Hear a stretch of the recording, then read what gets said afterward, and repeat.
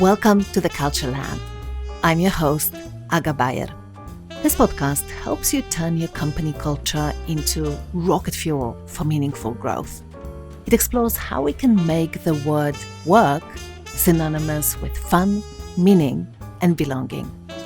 It looks at how we can build remarkable cultures that scale as our businesses grow and the world keeps on changing. And so what we need to do instead is create a culture where we understand if it's fear or care that's driving us. If it's fear that's driving us, we will continue to burn out even if we take time off. And the reality is we don't burn out from working too much. We burn out from worrying too much. Hey team, welcome to episode 96 of the Culture Lab podcast.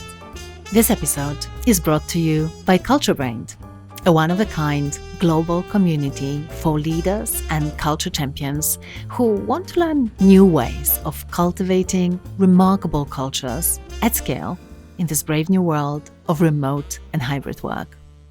The CultureBrained community is where we come together to answer some pretty darn hard, ungoogleable questions about culture. And our members get to participate in things like weekly huddles, masterclasses, flash mastermind groups, and talks from world-class experts on culture. And you know many of these experts from this podcast. But most importantly, we facilitate deep peer-to-peer connections. Because making work synonymous with fun, meaning, and belonging, it's definitely not a task for a single person. It requires tapping into the collective wisdom of bold, kind, and curious culture leaders who are on a mission to redefine and, frankly, decrapify work. So, if this sounds like something you'd like to be a part of, check it out at tiny.1/CultureBrained. And don't worry, you don't have to write it down. There is a link in the show notes. When's the last time you had a good chat with yourself? The kind of chat where you ask yourself, how am I in there? Well, this is one of the questions that my dear friend, Jeanette Bronée, likes asking a lot. And it's actually her second time on the show. And this time we talk about her new book, The Self-Care Mindset. Now, how does it relate to company culture? Well, Jeanette is rethinking self-care in the workplace as the foundation for peak performance, engagement, and a culture where people belong and work better together. She shows us how to shift from a burnout mindset, operating in survival mode, to a self-care mindset where we can basically harness our human advantage and create a culture of care that's built on confidence, agility, resilience, and equity. Jeanette is an internationally recognized well-being expert, and she shares her tools so that we can reclaim agency and cultivate the human connection. And she gives us the tools that will help us communicate and collaborate with curiosity, with care, so that we can navigate change and grow. She integrates her 20-year background in business, mindfulness, and health, and she gives us a care-driven framework so that we can cut through the noise of stress, so that we can get unstuck, and so that we can take charge of our well-being as the foundation for personal, but also for professional growth. It's such a great conversation. I'm so glad that you tuned in. My name is Jeanette Bronée, and I work with leaders and companies to rethink self-care in the workplace so that they can understand the impact of self-care on culture and leadership and really change the way we work together. Welcome back on the show, Jeanette. Thank you so much. It's your second time on Culture Lab. And I know that I already asked you this question a few years ago, but I want to see what comes up for you this time. What were the early cultural influences that shaped you as a person? Growing up in Denmark and working in Denmark, I think the culture there is foundationally a well-being culture because there is a support system in place. And when I came to America and realized that there was no such thing, realizing how much it meant that people got to spend time together, not just working together, but actually having conversations, such as lunch breaks and things like that, which we all took lunch breaks together in a cafeteria in Denmark. And I realized that the importance of that in terms of culture and conversations that we have in companies.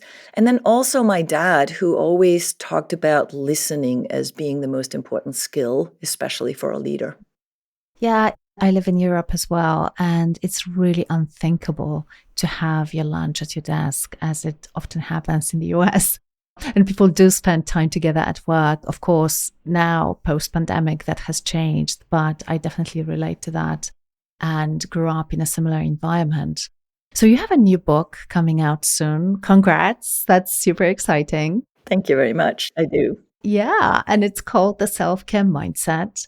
And basically, it invites us to rethink how we change and grow and shows us how to reclaim our well-being and what you call work-life quality. So before we talk about the super useful content in the book, let's chat for a second about the process of writing it. A quick side note, by the way, for the listeners who are not familiar with this, it typically takes around 12 months, I would say, to write a book. And even with that much time, most writers describe it as one of the hardest things that they have ever done in their life. You wrote your book in 3 months? I think it was. Uh-huh. Yeah. So tell me about how you managed to pull this off without losing your sanity or jeopardizing your well-being. First of all, I thought that writing a book was such a gift, something I'm so grateful for being able to share my work in this way, in a book form, so to speak. Because I am a keynote speaker and you have an hour on stage, sometimes less, and you can only do so much for the audience. And so to start out, I was just really excited about being able to expand on my work from the stage and really dig deeper into it. And so already that mindset was there. The focus on what the audience and the reader could benefit from and what could I give them that I've always wanted to do and give them more of. So that's the first piece. So my mindset was already, oh my God, I'm so excited because I can't wait to share this.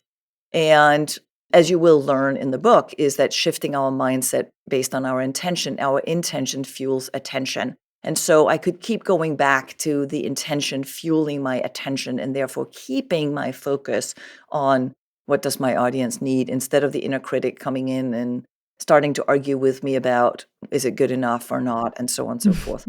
And I also have 18 years of coaching people that I was drawing on and really knowing what it is that gets between us and being healthy at work. And so I could draw on a lot of context. I didn't have to research or do any such thing because it was basically my wheelhouse. So those things really helped. And then I used my own tools that I write about in the book about how to reclaim focus and attention and ask the right questions that allow us to get unstuck and move forward. So whenever I did feel a little bit like naggy doubt or uncertainty or something like that coming in, I would use my own tools to face the FUD, as I call it. The FUD is the fear, uncertainty, and doubt, and really reset and reclaim my attention and get back to business, which was writing the book. And admittedly, I was traveling for keynotes at the same time, so I learned to write in all kinds of different places between airports, airplanes, all that kind of stuff. I just had to do it. I didn't argue with myself about whether it was hard or not. I just had one thing in mind, and that is, oh my God, I'm so grateful I get to do this. I love it. And I love this phrase, our intention is directing our attention. I say fuel, but yes, our intention fuels our attention. Our intention fuels our attention. It's so incredibly true. And yet, I think it's so easy to kind of forget or lose it. And I know that we're going to do a deep dive into your tools in a moment, so we definitely can talk about that. But at a tactical level, clearly, and you talked about traveling and having to do work from so many different places. And again, I can relate to that. I think a lot of people can relate to that right now because a lot of people are working from anywhere. WFA policies, working from anywhere. So it often includes travel and stuff like that. And it can sometimes be challenging to maintain focus and attention. Do you have any tactical tips to give people around that piece? Like, when you are in a noisy place or when a lot of things are happening around you, how do you stay grounded? How do you stay focused? The thing is to notice what it is that the thoughts are doing around the noise, right? What are my thoughts about the noise? Am I being distracted by it because it's annoying me and I'm getting upset about it? Then that's a distraction for me versus saying the noise is here and I'm just accepting the fact that the noise is here. And that's, again, the intention that fuels attention, right? And so if I feel I should have quiet now, then I will be distracted by the noise. But if I'm accepting the noise and thinking of that as part of it, then I'm not actually necessarily paying attention to it. Now, I did have a flight where there was a child that was really struggling with being on the flight and was crying a lot throughout. That made it harder, and I had to put on a headset and play some music. It was hard to keep a good intention and not be annoyed with the kid and instead having compassion for the kid and the mother who was struggling. But, again, that's the shift, right? Can I have compassion for them so that the noise isn't annoying me? Yeah. And that's, again, the shift of attention intention that really comes from me having the conversation with myself that says, okay, this is annoying you, but is it really fair to them to be annoyed by them? No, not really. Yeah, so true. And so I'm wasting my time being annoyed over something that I can't change. Yeah, so true. And so it's the little things there that we keep reclaiming our focus and our attention. And what I also did was I was asking myself, what is my process? Where is it that I get myself stuck when I write? And it is in questioning whether things are good enough, right? And if I'm a good enough writer and so on and so forth. So instead of writing the whole book and then getting an editor to look at it, I basically lined up an editor who became a really great co-runner, I call it. Like he basically ran next to me as I was doing this. I turned over one chapter at a time. I gave him everything I could. We had conversations about what I wanted the book to be about. I made a really solid outline. I used Tamsin Webster's red thread to really think through every chapter. And then I shared that with him so that he knew where I was going with it without having to read the whole book. And then I could therefore turn over every chapter. And then after 3 chapters, he started sort of getting into, okay, I hear your voice here. I see what you're doing. Now I can start working with it. And so he started editing alongside me instead of me having to write the whole book and wondering if this works. And I think that's the thing, right? At work, we often try to finish on our own because we're a little bit afraid of criticism or we're a little bit afraid of what other people think, instead of just being really honest about it, especially with ourselves, and then saying, okay, well, what do I need then so I don't get stuck in this mindset where I'm wasting too much time wondering about whether what I'm doing is good enough. Let me get input and feedback as I go along and do that in a very honest and open conversation with people. And I accepted when he said, I don't get it. And I was like, all right, tell me what you need so I can explain this better. What is missing? And so it became a feedback loop that was extremely constructive rather than this idea of criticism that I think we often fear. And therefore, we wait till we achieve the goal to share what we've done instead of interacting with people in the process of achieving our goals. And it makes me think about this thing that has been sort of swirling around in my mind in the past few days so much, that every story of success is in fact a story of community effort or a group effort. And I think the story of your book is yet one more example of how much we need other human beings to accomplish something that matters to us. And how important it is that these bonds that we have with these people are strong enough for us to be willing to lean into the discomfort of sharing the first shitty draft, for example, with someone, right? And be open to that feedback and allow them to guide us. So it's so incredibly important. We rely on others for everything. And I want to pull on a few threads that I've noticed in how you describe this process. But also at the same time, I want us to pause and rewind a little bit. So let's start with that. Maybe let's go back to the start of your journey on this path to rethinking self-care for a second.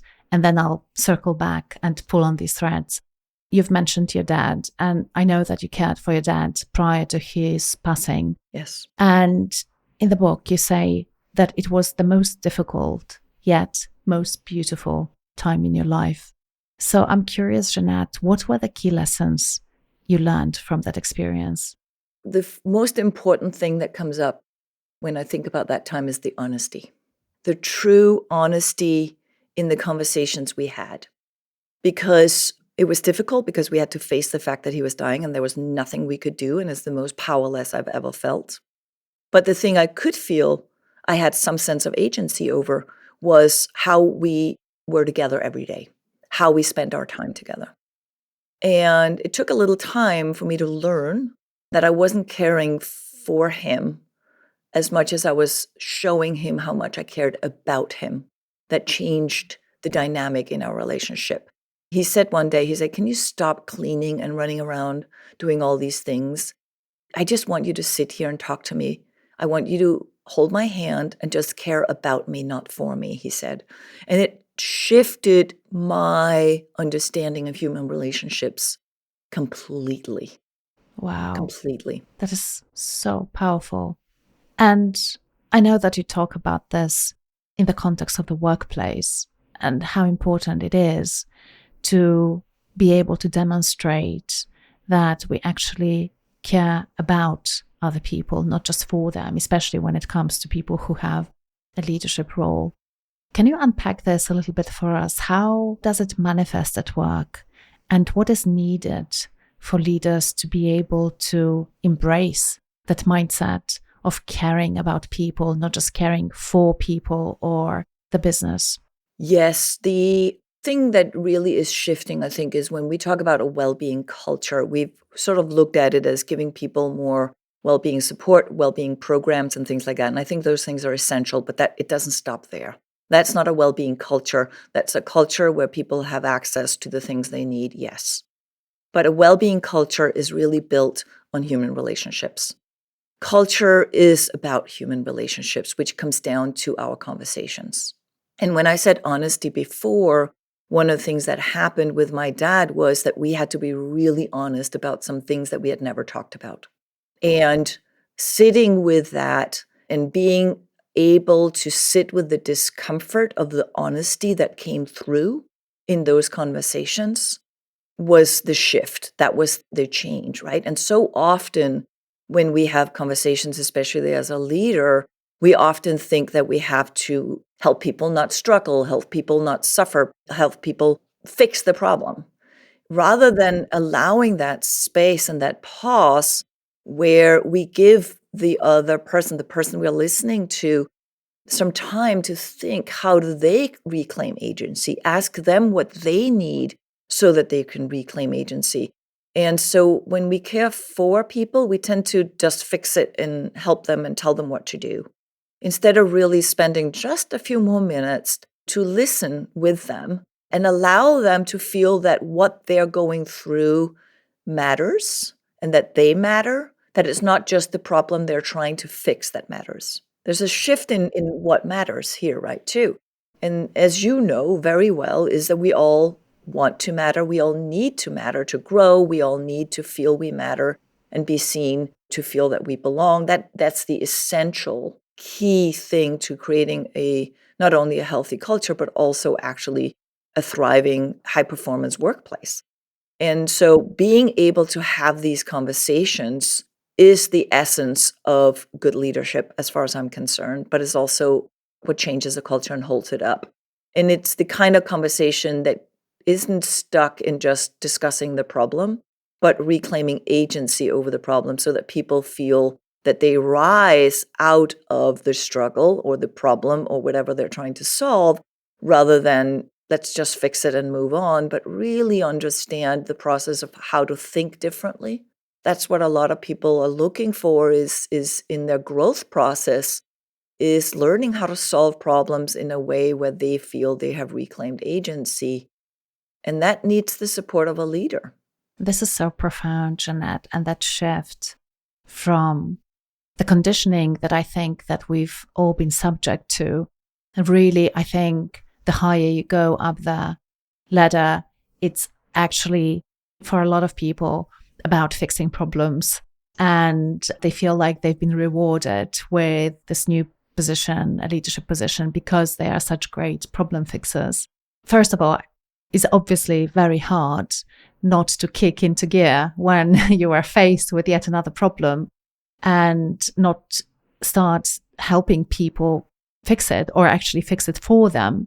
But what you're saying about agency, to me, it's so incredibly profound and so incredibly difficult. I can see how, number one, sitting with that discomfort of really talking about how people feel about something and showing them that you care without jumping in and fixing the problem for them. And then also doing what they need. You use this phrase, right? Tell me what you need so that you can. Really helping them figure it out so that they can reclaim their agency. And I think what comes with that is also a sense of dignity. Very much so. That often people lack at work, right? This is incredibly important. Thank you for sharing that. And thank you for making this differentiation.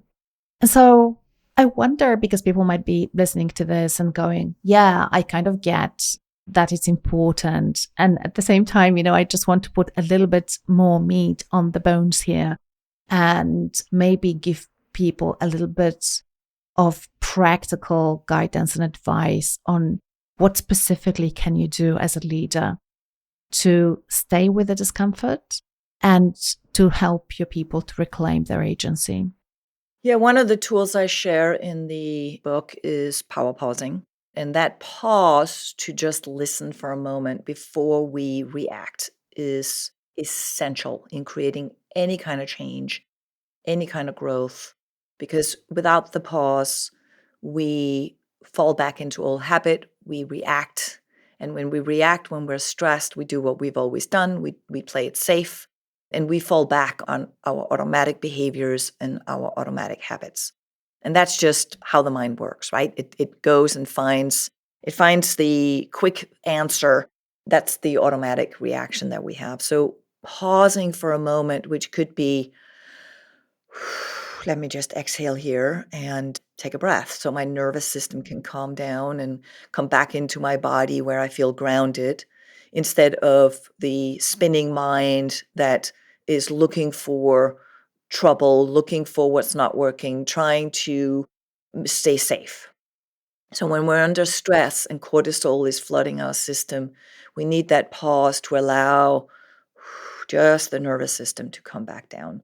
So that's one of the first tools. And there's a lot more about the power pause that I can share, because I talk about 3 pauses. I talk about the physical pause, where we just listen to our bodies about, hey, what do I need right now? Am I running on survival mode because I'm dehydrated? I'm too tired. I need food. My glucose levels are low. I'm too tight. I've been sitting for too long. Do I need to stretch? Do I need just to walk outside? Like, what's going on here? I just maybe need that, moment. Yeah.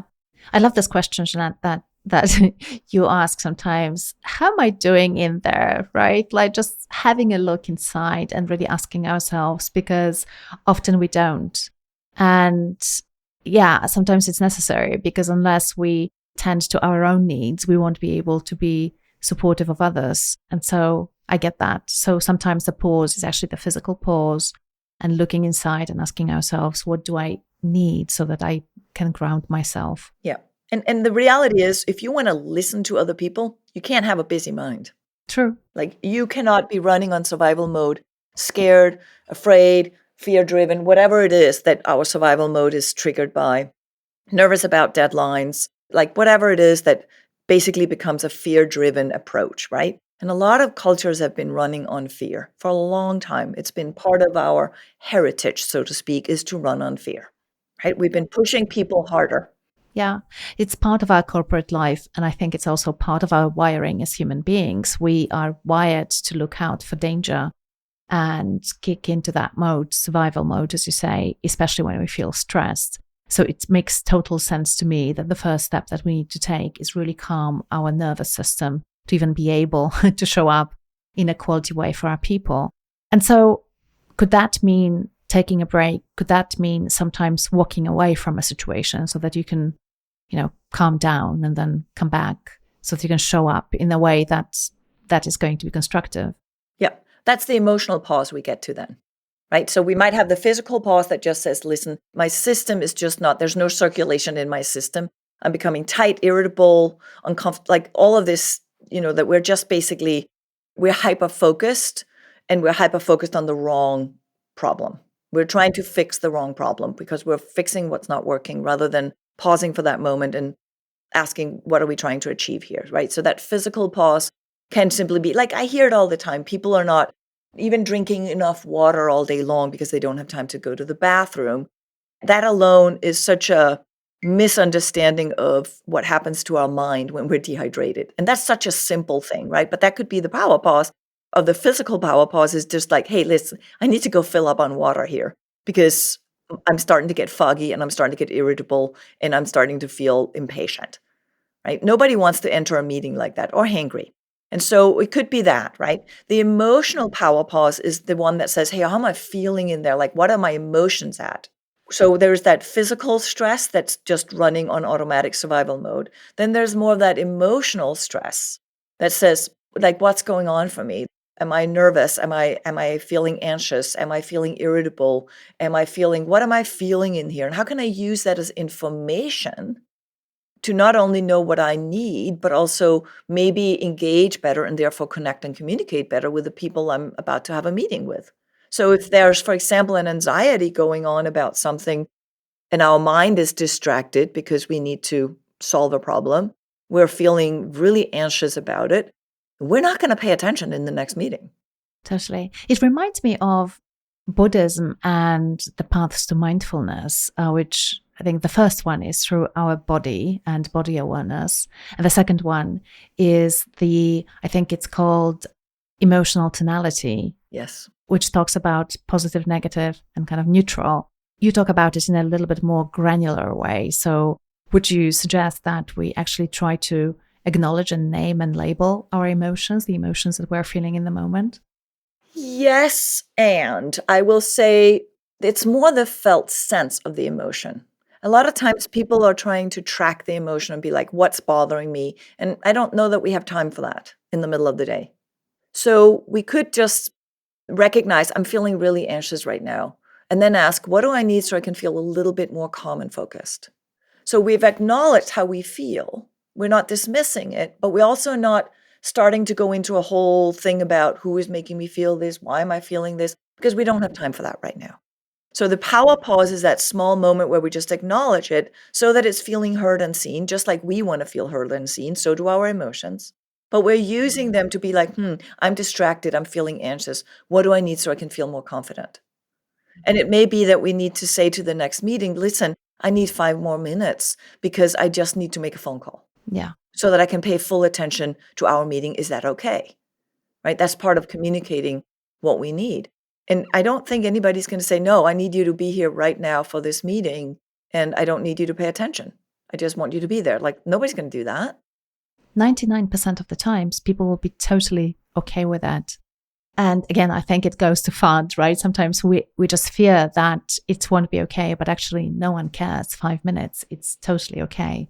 And it just makes so much sense to me, to do whatever you need to do so that you can really land in that conversation or in that meeting in the right way and really be there 100%. Yeah. And it may also be during the meeting where we have to ask somebody to just, hey, can you pause on that for a moment? Because this is making me feel a little uncomfortable what you just said. Can I just check what you meant? We're using how we feel as information to deepen the conversation and the understanding. How many times do we hear something and we start thinking about what we heard because it hurt us or it affected us in a way, and we don't hear the rest of the meeting, right? It happens all the time. All the time. And then we walk away with an idea of what was said. And we might have misunderstood it. We might have understood it correctly, but we didn't voice it. And so Permission to pause isn't just about taking breaks. It's about an agreement in a company that we can be more honest. We can use our emotions as information to create better conversations, because that is how the future of culture really grows into a really strong, bonded culture, right? Because we can say, hey, listen, can we pause on what you just said? I want to understand it. And it may not be that it is an emotional trigger. It could just be we don't get it. Yeah. But most people will be like, oh my God, I don't get it. And so now we feel like, oh, that's me. I'm just not smart enough. That's an emotional trigger, but it's also emotional information. Yeah. I had this really interesting conversation in the previous episode with Megan Rates, who's a professor of leadership, and she wrote a book, Speak Up. And she has this framework called Truth, where she talks about the conditions that need to be in place for people to, I guess, make these pauses. She refers to it slightly differently, but it's really about feeling like I have the right to ask for a pause and clarification. And one of the things that she talks about is trust that our opinions or our questions are valid. And I think it goes back to this whole idea of psychological safety and like this first foundational level of I'm accepted and valued as a human being. And so it's okay for me, and I have the right to make clarifications if I don't understand something, or if I feel like something has been said that just doesn't sit well with me or whatever it is. And Jeanette, I know that you work with a lot of organizations every week, so I'm sure that you see it as clearly as I do. Unfortunately, not all organizations have this environment where people feel they can trust in the fact that their company actually considers them and their opinions to be important. I know that is a huge question, and maybe it's unfair to ask you about this, but do you have any thoughts about what are the things that we need to do to create that environment where people will feel, I actually have a right. It's my right, it's my human right to do this, and I'm going to do this. And it's okay for me to take care of myself in that way. Yes, I think it's the problem is that we value speed and more over quality and better. We value the speed of getting to a solution versus the quality of the solution. How many times do we solve the wrong problem because we didn't pause and ask more questions? Yeah. It happens all the time, where we realize that we have to go back and either fix things, or my dad always used to say, do it right the first time. Yeah. By that, he meant spend the time to make sure you have all the information, even the information you thought you didn't need. Keep asking questions. Especially when it comes to human relationships. I do understand there is this whole movement of move fast and break things. And I think especially when it comes to innovation and agility, you don't want people to feel like they have to have all the answers before they create the first prototype, for example, right? But when it comes to human relationships, I think, moving too fast is definitely catastrophic. So it's so incredibly important. I think one thing is we value speed over quality, and also short-term versus long-term. And that's the price that we pay. I think circling back to, and maybe zooming out a little bit into the wider landscape, we're probably experiencing the biggest burnout crisis in the history of humanity right now, right? And things had been pretty bad already, but the pandemic has stripped our emotional reserves even further. I think in your book, you say that prior to COVID, 50% of the workforce said that they were teetering on burnout, and now it's like 79, almost 80%. And I feel that we're still lacking the right tools and the right mindset to really deal with, all these occupational hazards of being human, frankly, right? And of living in the modern world and dealing with what you call FUD. And you explained what FUD is. I'm curious if we can talk about where do we err when it comes to how we think about embracing a well-being mindset, especially in the workplace. What are the wrong assumptions that really annoy you, and what would be a better way to look at it? The thing that I think we have wrong is that we think that time off is going to fix burnout. It's not. I agree we need more time off. That's not the point. We do, but it's not going to fix burnout if we don't change culture. There's such a perfect time to see this. I've had conversations with people who came back from their summer holidays in Europe, and I think in large part of the Western world, it was summertime and people went away for the summer holidays. And then they come back into the office and you have conversations and people go like, I don't even remember that I went away. It's like my second day in and, I'm already exhausted. So absolutely, it's so clear, especially at this time of the year, that time away is not solving the problem. And so what we need to do instead is create a culture where we understand if it's fear or care that's driving us.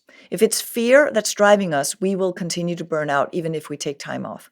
And the reality is we don't burn out from working too much. We burn out from worrying too much. And you see that when people really care about what they're doing. Sure, if they're exhausted because they're not getting enough sleep. And that's why I'm saying, of course, we still need time off. We need our sleep. We need our food. We need the basics. Yes, we do. That's not even an argument. We need time for that. But essentially, we can have all the time in the world and still worry too much because it's a fear-driven culture. And so if we can shift this through the conversations, for example, like you were saying before, we do need speed for certain things. Yes, we do. But can we pause for that moment and say, hey, what's it for? Why does it matter?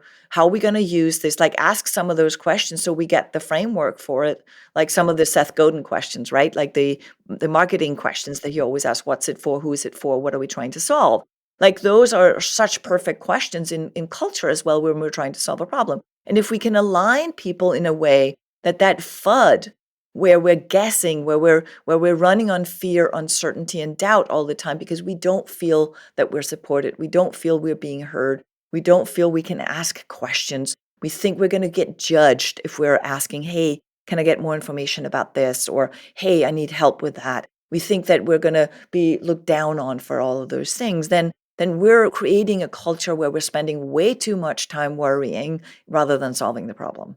And so some of those things where it really comes down to, yes, we need time off, but that's not going to change or solve the problem we're facing when we're talking about a well-being culture.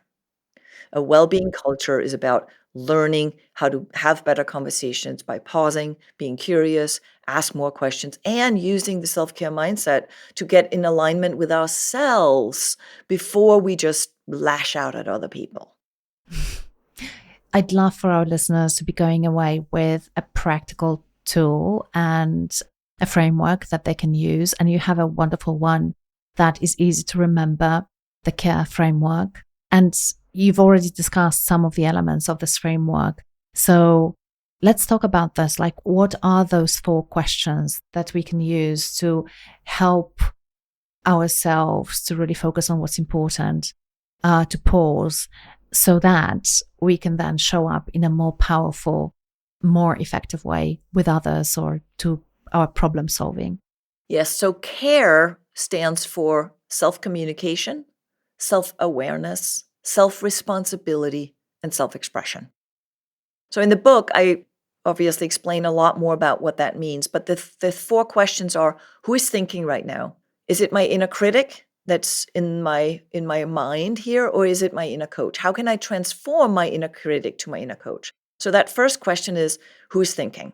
The inner critic or the inner coach?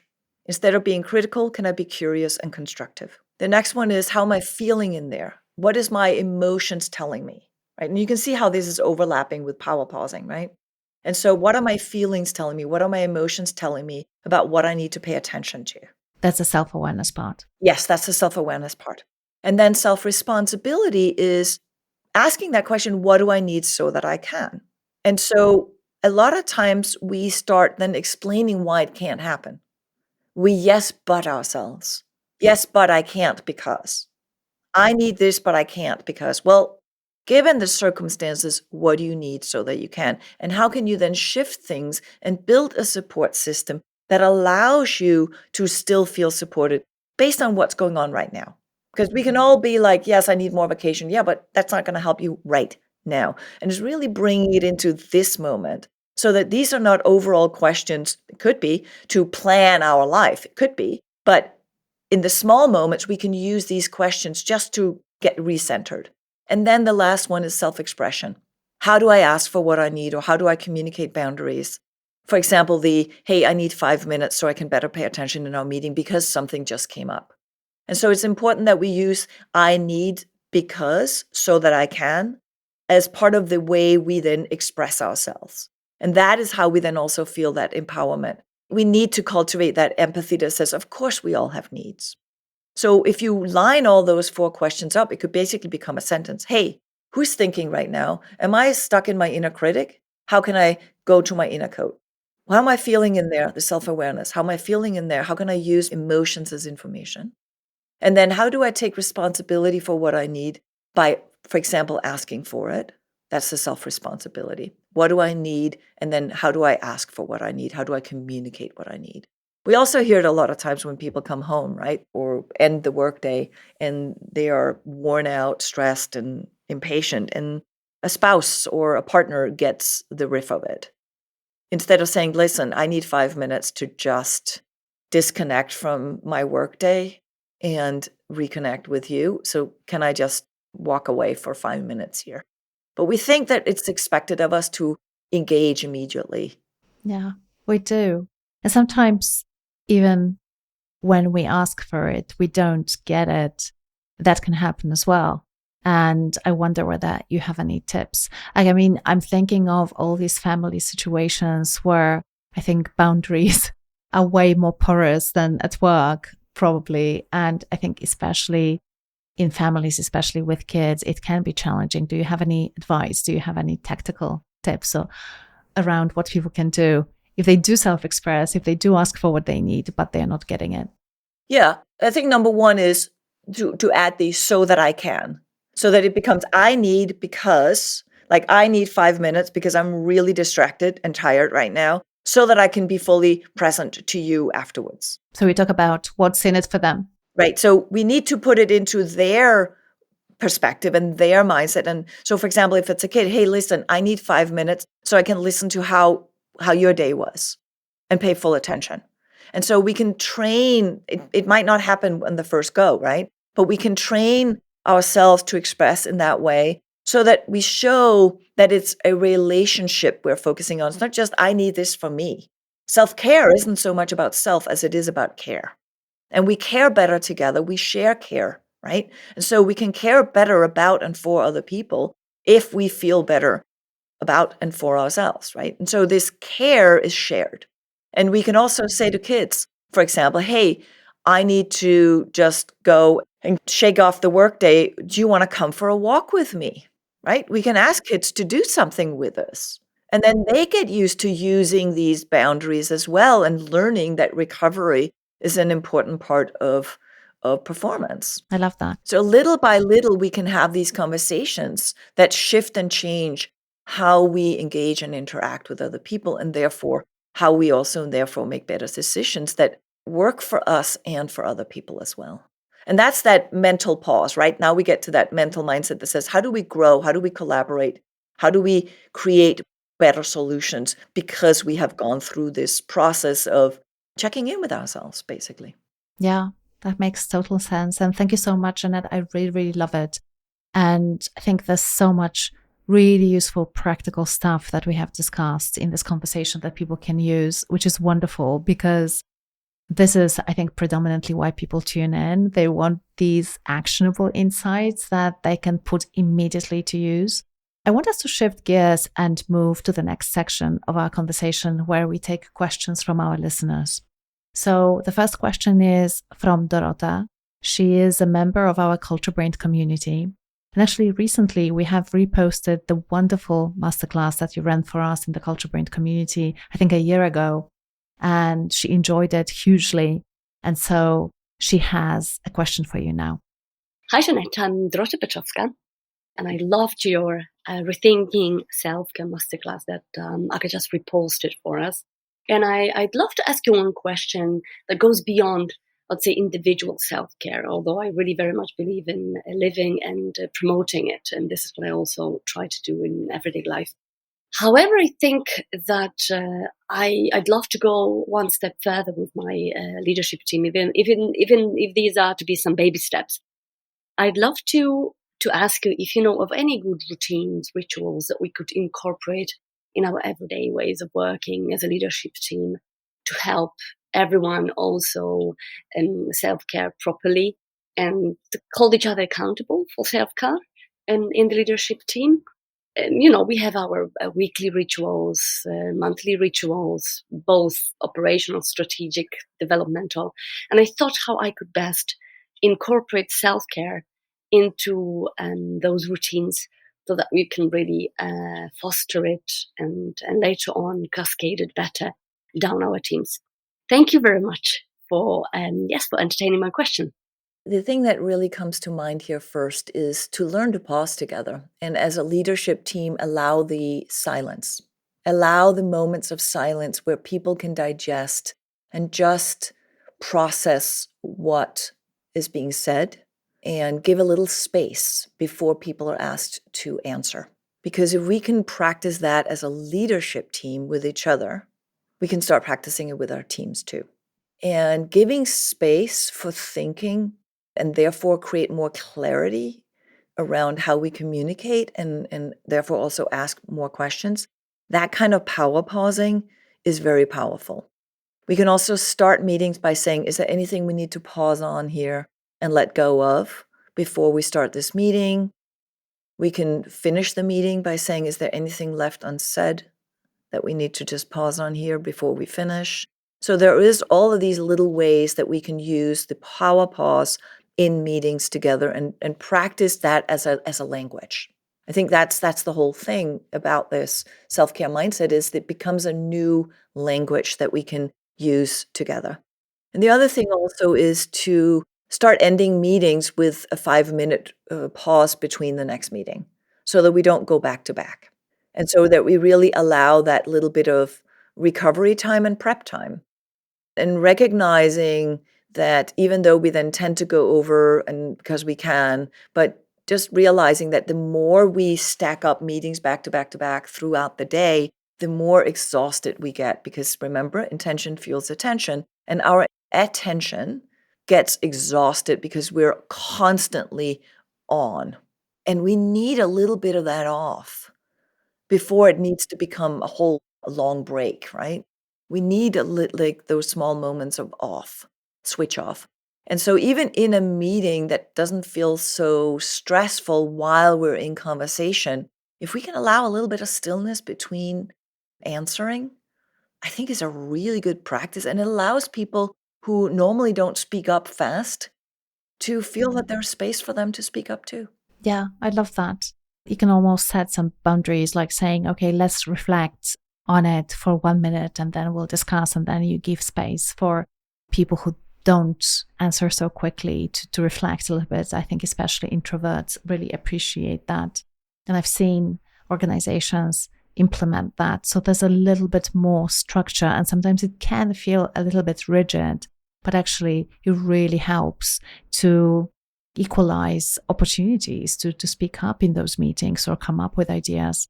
And, I've heard from people, even in our community, that they've set their calendars automatically to default. You can set a default for your meetings, and they've set defaults to 25-minute meetings instead of 30-minute meetings and 45-minute meetings. And that had made such a huge difference for them. So there's definitely something there around having a little bit of space in between meetings. One last thing that I want to share is Unreasonable, an organization that I work with. They start every single meeting with a minute of pause. So I don't think that they've ever worked with you, but they've embraced this practice. And no matter what they do, it's always like, let's take a minute of pause. And it's all about breathing and basically getting grounded in the meeting before we jump in. And it makes such a big difference as well. Yeah. All right. So let's move to our rapid fire questions. This is a series of questions, 5 questions. And the whole idea is that we go through them really fast. And basically you'll aim to answer all of them in under 2 minutes. So we will be moving fast. So one thing I want to ask is, at CultureBrained, we are on a mission to make work synonymous with fun, meaning, and belonging. And I want to know, what is your number one tip to strengthen one or perhaps even all three of these foundations for healthy cultures? Power pausing for sure. It needs to just simply be a tool that we all use, and it needs to become a new language.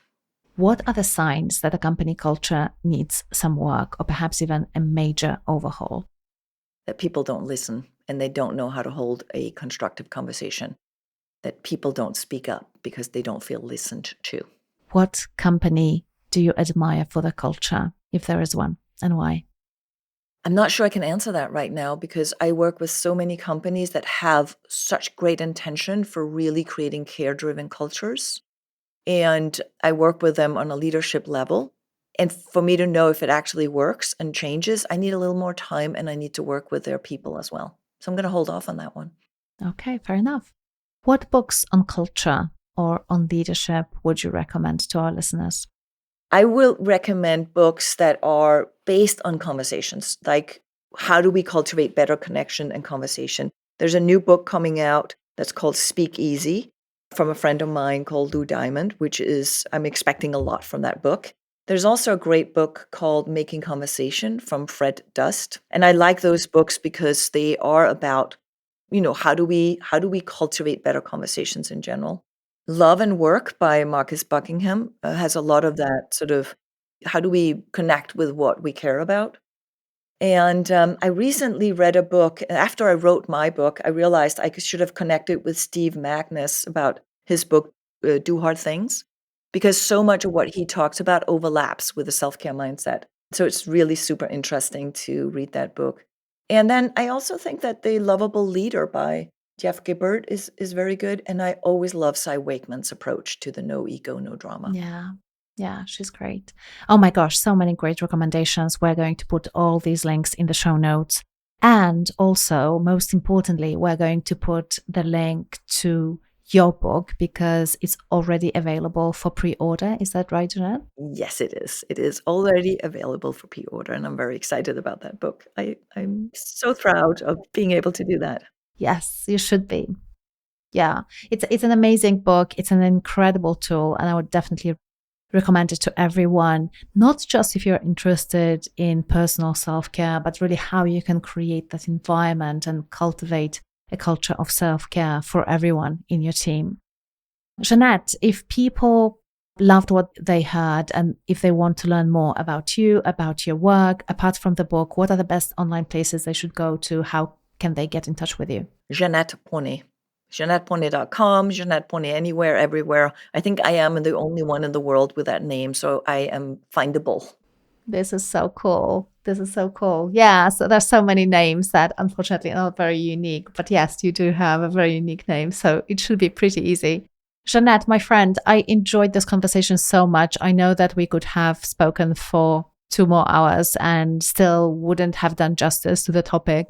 It's a vast topic and it's an incredibly important topic, but I feel like we've accomplished the mission of sharing some really, really useful tools with our listeners. So thank you for that. And for more, again, pre-order the book. Thank you so much, Aga. I always love our conversations. Thank you. I'm Aga Bajer, the creator and host of the Culture Lab podcast. And this is the Culture Lab team. Anis and Labarawi, production manager. Sound producer, Heather McPherson, Twisted Spur Media. Thank you for joining us for this episode of the Culture Lab podcast. Jeanette and I hope that you got inspired by what she shared about the self-care mindset. If you'd like an opportunity to interact with the guests of the Culture Lab podcast, you might consider joining the CultureBrained community. CultureBrained is one-of-a-kind global community for culture leaders who look for new ways of cultivating remarkable cultures in this brave new world of remote and hybrid work. Now, if you're in charge of a culture-shaping project, and if you believe that work should be synonymous with fun, meaning, and belonging, I think you'd probably feel right at home in our community. It's a really, really diverse group of culture leaders, from Fortune 100 to tiny startups on a rapid growth trajectory. But what brings us together is a common passion, a passion for cultivating a healthy culture at scale. We are guided by our values of being bold, being kind, and being curious. And we'd love for you to join us, but only if it feels like the right fit for you. You can learn more about the CultureBrained community at tinyurl.com/CultureBrained, and you'll find the link in the show notes.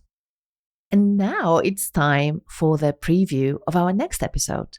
And this time, I have the pleasure to bring someone so many of you have been asking for such a long time, Kim Scott. Kim is perhaps best known for the concept of radical candor. And recently, she published a new book, Just Work, and it talks about how damaging unchecked bias and prejudice can be at work. Here is a short preview of our conversation where Kim talks about radical candor. So when you care and challenge at the same time, that's radical candor. Or if you want to call it compassionate candor, you can do that too, because sometimes people will storm into a meeting and they'll say, in the spirit of radical candor, and then they'll act like a jerk. And that is not the spirit of radical candor. That is the spirit of the bottom right-hand quadrant, obnoxious aggression. Thanks for tuning in and listening to this episode of the Culture Lab podcast. If you found any moments that were interesting, inspiring, or maybe even game-changing, please share this episode with someone who'd appreciate it. After all, good ideas are meant to be shared. If you haven't subscribed to the Culture Lab yet, you can do it on any podcast streaming platform of your choice. If you want to receive our weekly insights on cultivating a remarkable, powerful, and authentic company culture, especially in a business that scales, type this into your browser. tinyurl.com/Bajer. That's tinyurl.com/AGABAJER. Also, we would be ever so grateful if you could rate and review our podcast on Apple Podcasts or wherever you listen to it. And finally, the entire Culture Lab team and our guests, we are going to continue exploring how we can make the word work synonymous with fun, meaning, and belonging, and how we can build remarkable cultures that scale as our businesses grow and the world keeps on changing. So, what do you want to hear about next? What matters to you? Email us at lindsay@agabayer.com and let us know.